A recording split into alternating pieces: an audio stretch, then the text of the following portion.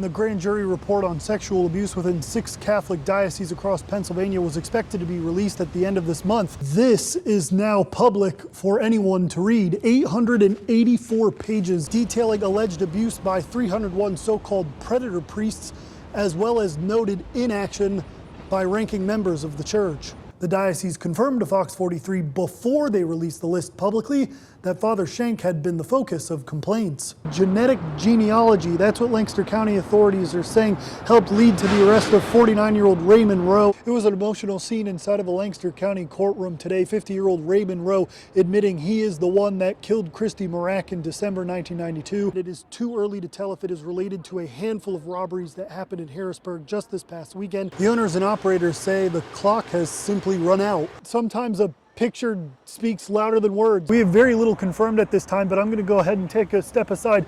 As you can see, the entire roof of this apartment complex appears to be gone. The temperature is supposed to kind of seesaw up and then back down, so be careful of any icy conditions. Earlier has left me with an ice chest on wheels. Check this out. Yeah, it's going nowhere fast. Representative Lloyd Smucker will now be going back to a projected minority in the U.S. House of Representatives. A child is being treated after surviving a house fire in Adams County. The fate of the new congressional map is still up in the air following a GOP challenge. Congressional Democrats and Republicans are no closer to reaching a resolution over funding for President Trump's border wall. This carnival is the big money fundraiser for the Mountville Fire Company in Lancaster County, and they're hoping for more weather like this because last year was a complete washout. Can spending too much time in the video game world be considered a health condition?